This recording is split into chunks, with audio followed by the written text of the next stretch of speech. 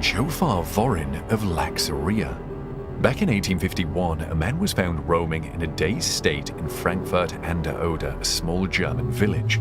Reports suggested that he was just wandering around looking confused.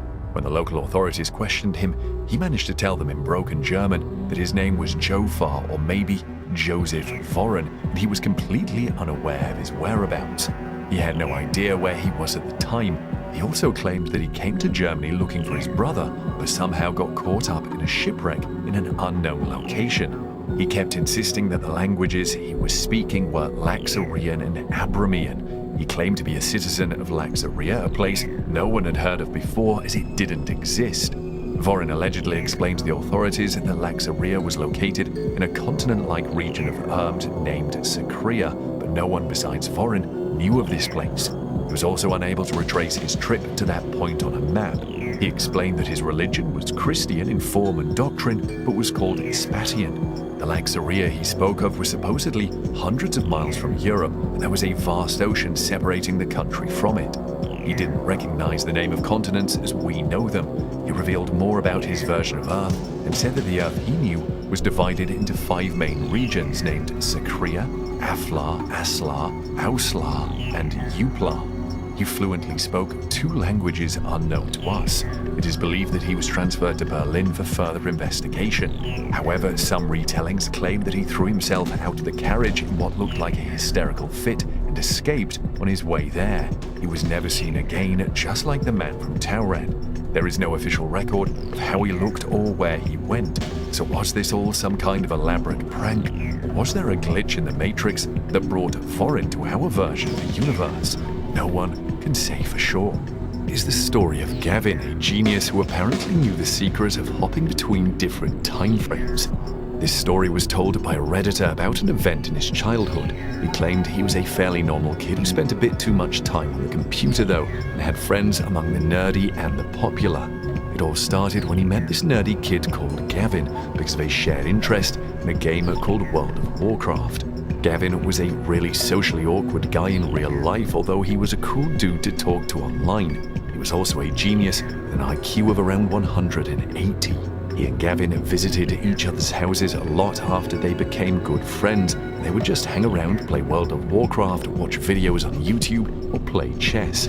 One day, the narrator decided to visit his friend uninvited, so he knocked on Gavin's door and this older-looking guy opened it, who looked around 40.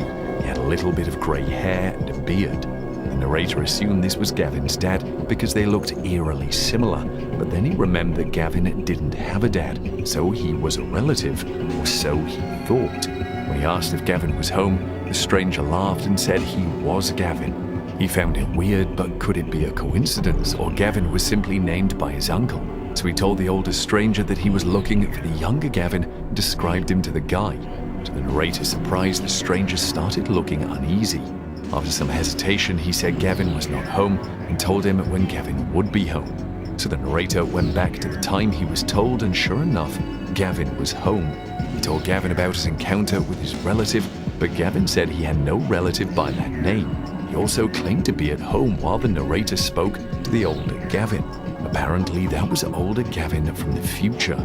Interestingly, Gavin went on to study quantum mechanics. 4 friends and a new dimension. This misadventure began when 4 friends were returning from Utah Rodeo in May of 1972. The group was driving down Utah Highway 56 on a dark, moonless night and eventually reached the Modena Railroad crossing landmark. 2 of the girls were reportedly sisters, the 3rd girl was their first cousin, and the 4th one was a friend of one of the sisters. They were driving in a 1971 Chevrolet Nova, owned by the father of the sisters. They had taken the car to attend a very popular annual rodeo happening near Pioche, Nevada, about 180 miles northeast of Vegas. They came across a fork in the road and took left and passed through Gadianton Canyon. To their utmost surprise, the road changed to white cement after a while. They thought that they had taken the wrong turn, so they turned around. On their way back to the fork, they realized the scenery around them was entirely different. The desert had been replaced with lush green trees and fields. Then one of the girls suddenly screamed as she spotted a group of egg-shaped vehicles having 3 wheels and piercing lights started chasing them. They escaped the strange vehicle and returned to the desert. They had 3 flat tires and were compelled to stop. A state trooper picked them up the next day. He was having a hard time believing their story, but he found that the tire tracks of the girl's car had just stopped all of a sudden at one point. He couldn't see them going further. Was this where the doorway to a parallel universe swallowed their car? No one can say.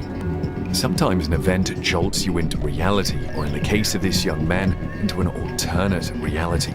The event happened to be the death of a black metal musician named Euronymous. Here is basically what happened. A young Redditor says he is losing his mind and has never been so confused. He was shocked to learn that Euronymous had been dead for 20 years.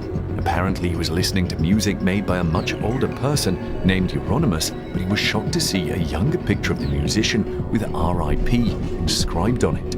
At first, he thought it was a troll, but when he searched online, he realized his sense of timing had been distorted. He claimed he saw Euronymous about 2 months ago, apparently alive, full of life, and 20 years older.